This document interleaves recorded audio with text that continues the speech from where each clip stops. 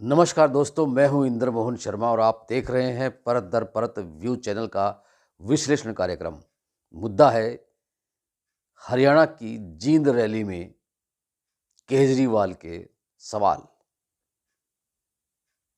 आम आदमी पार्टी के सुप्रीमो और दिल्ली के मुख्यमंत्री अरविंद केजरीवाल ने जींद में रैली आयोजित की। इस रैली को फेल करने के लिए सत्ता पक्ष की ओर से कई तरह के अड़चनें डाली गई और पोस्टर तक भी लगाए कि अरविंद केजरीवाल गद्दार हैं। लेकिन इसके बावजूद हरियाणा की जींद में आम आदमी पार्टी की रैली में जो उम्मीद से ज़्यादा भीड़ उमड़ी लोगों की, तो उसे देखकर ये लगता है कि हरियाणा में आम आदमी पार्टी ने कुछ हद तक अपनी जड़ें जमानी शुरू कर दी है। हालांकि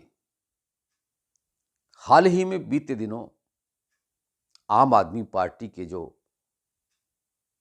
जमीन से जुड़े हुए कद्दावर नेता थे, वो आम आदमी की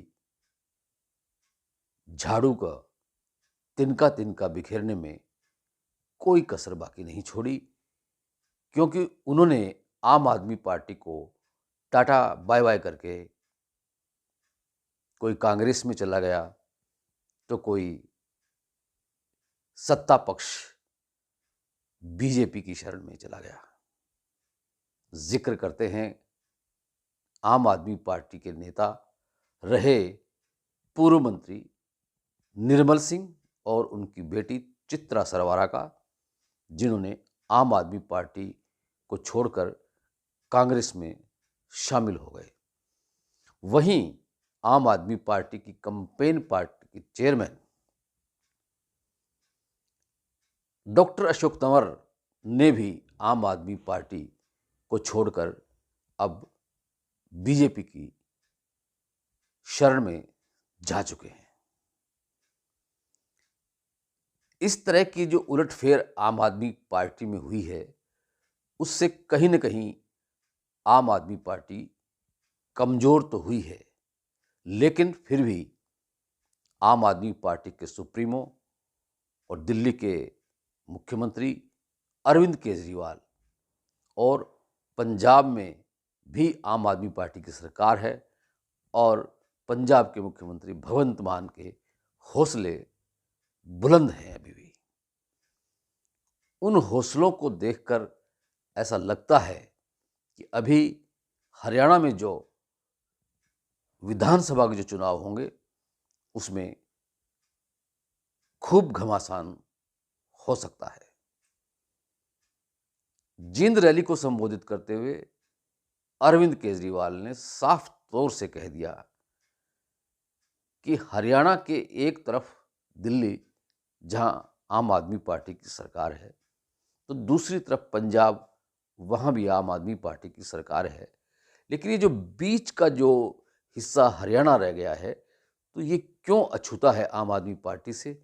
यहाँ भी आम आदमी की पार्टी की सरकार बननी चाहिए, लेकिन ये तब बनेगी जब हरियाणा के मतदाता इसके प्रति गंभीर होंगे और वो आम आदमी पार्टी को अगले विधानसभा चुनाव में जमकर वोट करेंगे। अरविंद केजरीवाल ने यह भी ऐलान किया कि हरियाणा विधानसभा की सभी 90 सीटों पर आम आदमी पार्टी के प्रत्याशी चुनाव लड़ेंगे। जाहिर है कि हरियाणा में जब विधानसभा के चुनाव होंगे, चाहे वो आगामी अक्टूबर माह में हो या लोकसभा चुनाव के साथ भी हो, तो भी आम आदमी पार्टी चुनाव लड़ने के लिए पूरी तरह से आमादा है।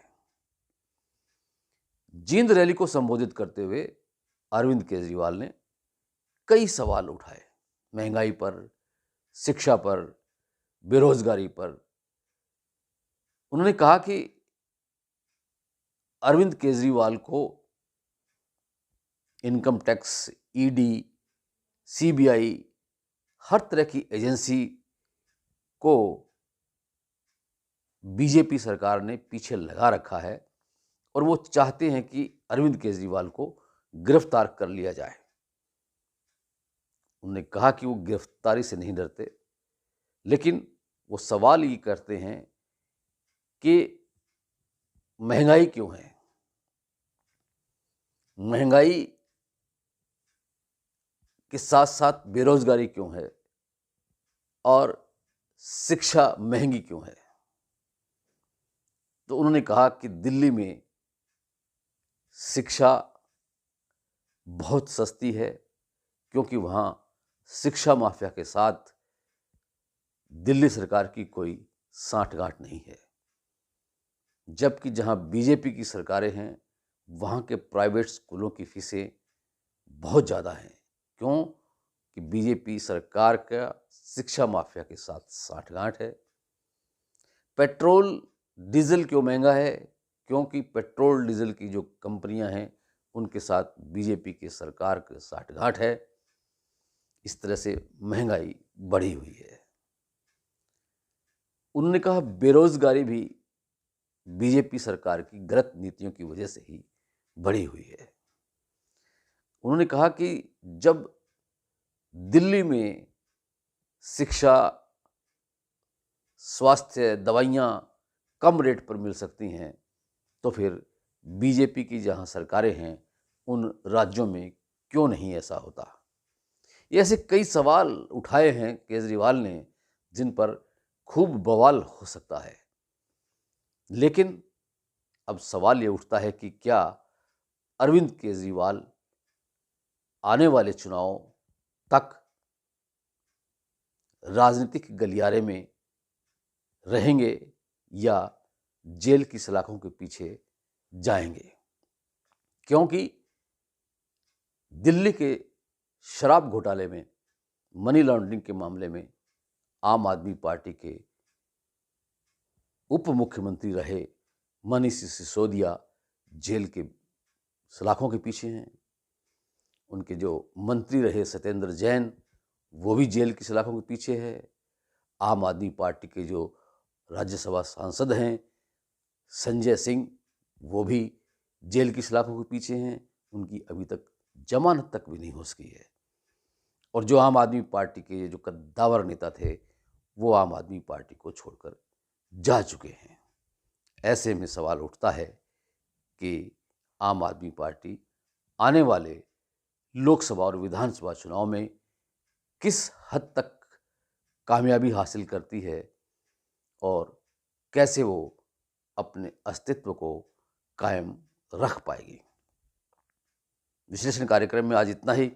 कल फिर किसी नए मुद्दे के साथ आपसे रूबरू होंगे। तब तक के लिए इंद्र मोहन शर्मा को इजाज़त दीजिए। और अभी तक अगर आपने इस चैनल को परत दर परत को सब्सक्राइब नहीं किया है तो सब्सक्राइब जरूर कर लीजिए। बेल आइकन के बटन को ऑल करके दबा दीजिए ताकि जब भी किसी महत्वपूर्ण मुद्दों पर हम कोई वीडियो तैयार कर YouTube पे अपलोड करें तो उसका नोटिफिकेशन आप तक पहुंच जाए और आप उसे भली भांति देख सकें, परख सकें, सुन सकें। और अगर फिर कोई मन में विचार आता है तो उसको कमेंट बॉक्स में जाकर कमेंट भी कर सकें। ये वीडियो अगर आपको पसंद आया हो तो इसे लाइक कीजिए और अपने मित्रों और परिचितों को शेयर भी कीजिए। आपका बहुत बहुत धन्यवाद, बहुत बहुत शुक्रिया।